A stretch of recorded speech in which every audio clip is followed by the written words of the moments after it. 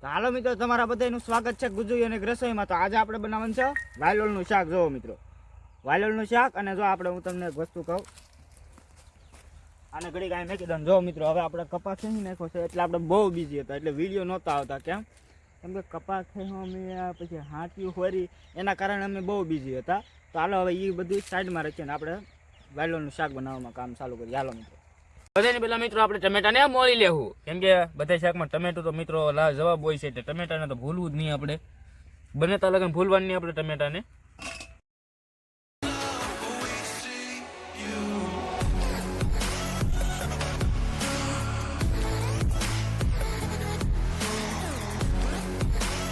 Finally મિત્રો આપણે ટમેટા મોળાને થઈ જશે તૈયાર, તો કંઈક આવી રીતના.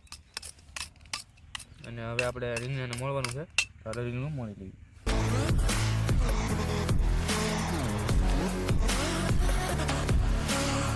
મિત્રો ફાઇનલી આપણે તો રીંગણાથી કપાઈને થઈ જશે તૈયાર. અને હવે હાલો આપણે શાક બનાવવાની તૈયારી કરીએ. ચૂલો હળગાવે છે.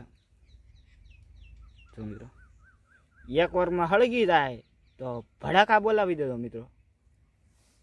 મિત્રો આપણે સુલો હગે ત્યાં લગનમાં તમે એક કામ કરી નાખો, વિડીયોને લાઈક અને ચેનલને સબસ્ક્રાઈબ કરી નાખો, અને બને એટલો વિડીયોને શેર કરજો. પ્રથમ મિત્રો આપણે તેલ નાખી દેવું. મિત્રો આપણે વાલોળને ધોઈ લેવું. વાલિયા કહેવાય મિત્રો, કંઈક આવી રીતે ધોઈ નાખશું.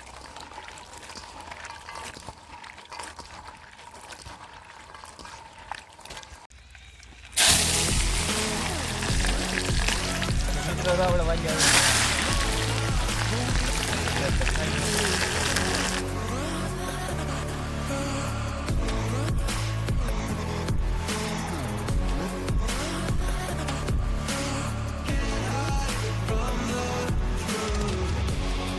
આપણે ટમેટું ને મીઠું તો નાખી દીધું છે, અને હવે તો આપણું શાક આમ ચડવા આવી ગયું છે.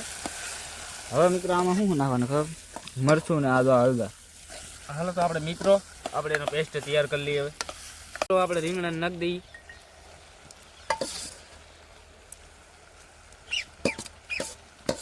આપણે સ્વાદ અનુસાર તો મિત્રો મરચું લઈ લીધું છે, અને આપણે સ્વાદ અનુસાર હળદર નાખી દઈશું. આમાં મિત્રો મીઠું જ ના નાખવાનું, કેમ કે મીઠું મેં નાખી દીધું છે. હાલો બસ મિત્રો, જો એટલું નાખવાનું. રોટી આપણે પાછી નાખી દઈએ. જો મિત્રો, આ દર વિડીયોમાં કાંડ તો કંઈક કરે જ થી, કાંડ કરે તો જ થાય શાક બનશે. મિત્રો આપણે થોડું પાણી રેડી દઈશું એમાં, થોડુંક જ મિત્રો રેડવાનું. તો બસ એટલું જ રેડવાનું મિત્રો. ચમચાથી આને કંઈક રીતે હલાવી લેવાનું મિત્રો. હાવે હા ઓલું બે મરચું હોય, હા ઓલું થઈ જવું તો હવે હળદર ને બે. જો મિત્રો, અહીંયા હવે હલાવવાની જરૂર આવી ગઈ. હાલો હલાવી છે. તો મિત્રો હવે આપણે મરચું નાખી દઈએ.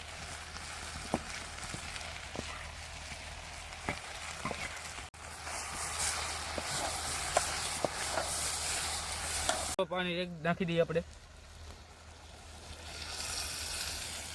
અને ઢાંકીને આપણે ઘડીક સડવા દેવાનું છે. તો હાલો ઢાંકી દઈએ ને હવે સડવા દઈએ.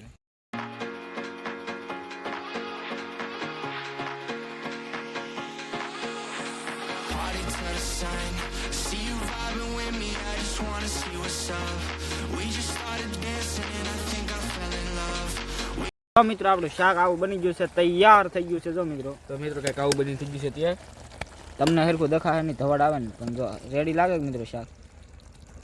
હજી જો આ ઘડીક વાર અમને પડ્યું રહે પછી આ સારું લાગશે તમને મિત્રો. કડાકા બંધ બન્યું છે, આને બનાવ્યું છે. જો મિત્રો, તો મિત્રો આ રેસીપી તમને કેવી લાગી મને કોમેન્ટ કરજો. અને આ રેસીપી મને તો ખૂબ ને ખૂબ સારી લાગી છે. આ રેસીપી તમે પણ ટ્રાય કરજો. અને મિત્રો વિડીયો પસંદ આવ્યો તો વિડીયોને લાઈક અને ચેનલને સબસ્ક્રાઈબ કરી નાખજો. જય માતાજી.